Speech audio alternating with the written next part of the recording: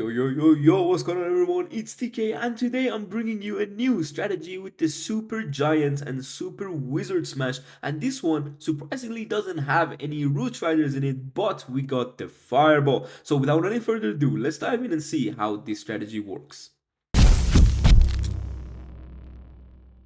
Alright, first thing first, it started from this war attack right here. I was doing this strategy just for fun, and I'm not gonna be here and say this is a meta strategy, it's the best ever, it's the best ground smash. No. It's just a fun strategy, and here it is with the Warden Walk. I'm gonna freeze that expo as well so we can get the Warden healed back up. I always drop one Cocoon if my healers are close to the base. Look how close they are to walls and buildings. Not when you're doing a very far Warden Walk and boom, look at this Warden ability.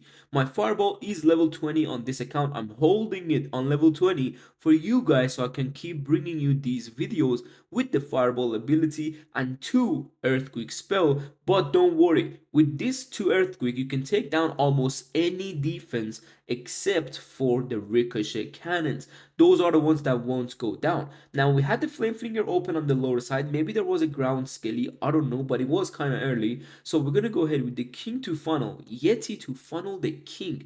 This is important. Sometimes your king might join the army, but now we're gonna go with the smash, and this army only has 2 root riders, guys, because we can open the walls. We cannot take super wall breakers, and the super giant with the super wizards combo are so good because the giants itself, they can tank for a long time and you can keep your hero equipments longer in the raid. Simple as that. I'm gonna rage the core, and now you can see added the champion on the lower side. We're gonna drop some headhunters, and this is where the warden and the queen kind of messed me up, but still we're doing decent. And look at this. This base is gone. There is nothing that can defend it. Just because the fireball equipment itself can do a lot of damage to a certain area of the base, and that will be enough for then your heroes and your giants and wizards to clean up the rest. This attack made me realize, hold on, maybe I should take this strategy to Legends League. And sorry for the intro when I said there was no Root Riders. There is Root Riders, but we're not using them to spam the entire base. We're using them to open the first layer or 2 layers of the base, and then we have the jump spell. Simple as that. Hopefully I was able to explain this well enough, but let's move on to Legends League.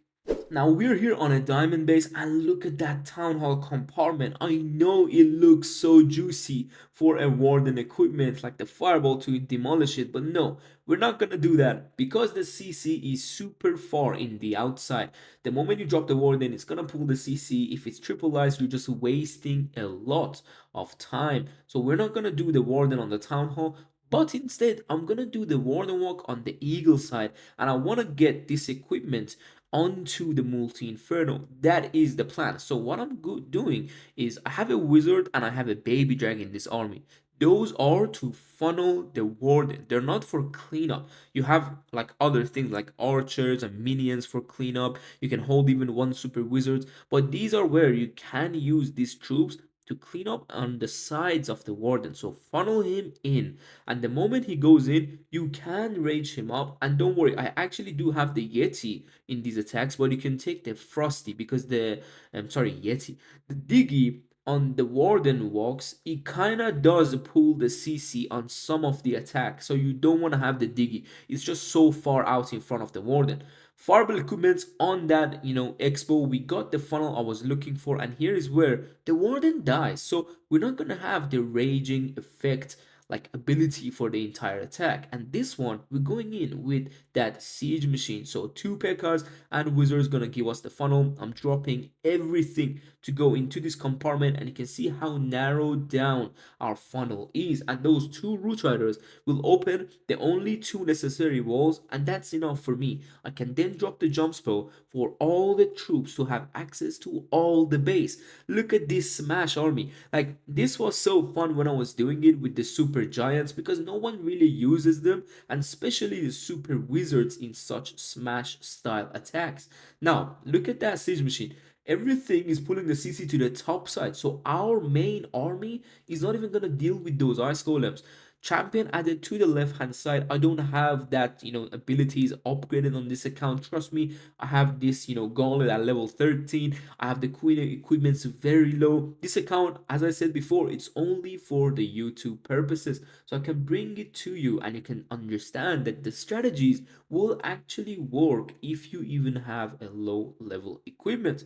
Queen with her equipment can finish the rest of the base. You can see the super hog riders doing absolutely crazy on the entire side, the top side of the base, and getting added to this lower side. King still alive. We got an army of wizards and we absolutely crushed this base. You can see the time though. So the problem with the strategies that use the Warden Walk is always the time, but with this kind of Warden Walk, you do have enough. I would say if you start around the 1 minute 50 marker, don't go under 1 minute 50, it's going to be tough. But let's move on to another base and see what I did with the Fireball.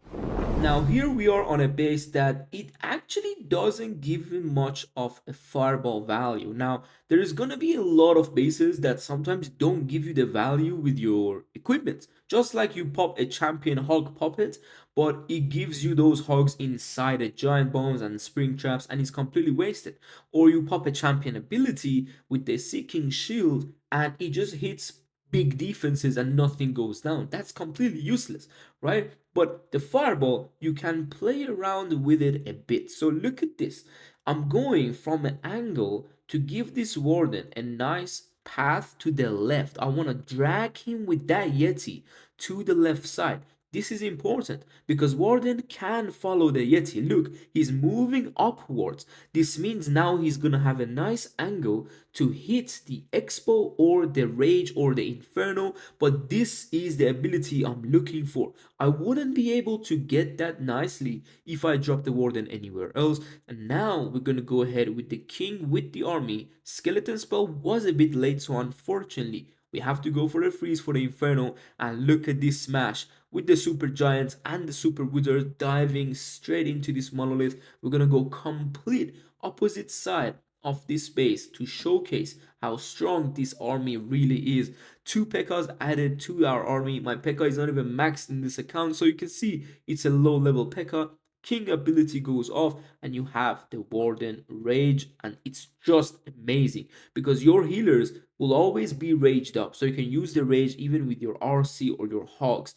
Now once I see the hogs moving to the top side, I drop the RC with a cleanup wizard to go ahead and look at that. We have a jump in the core again to give access to all the base, freezing for the ricochet cannon. It was low on HP because of our Warden Fireball. Champion on the top side will give you the value nicely. And look at this, man. Your healers and queen. That's enough. It doesn't matter if you lost all the giants and all the super wizards. The whole purpose of these giants and super wizards are this.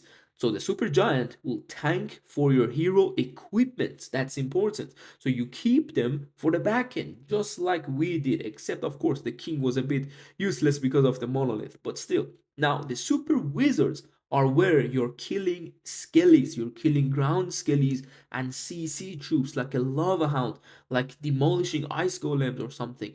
They are so good, so that's why they are good combination together. And I've never seen anyone really do this army with a fireball. So I was like, let me be the first. Let me bring something that is completely different from everyone else. And I used to like to do that with the super barbarians, with the super valkyries. Something I'm really into is this type of armies, and hopefully you enjoyed it, learned a few things, and show this army to your friends and just flex with it because it does count as a creative army. I'm not gonna lie, but hopefully I'll see you soon in the next video. Take care and peace.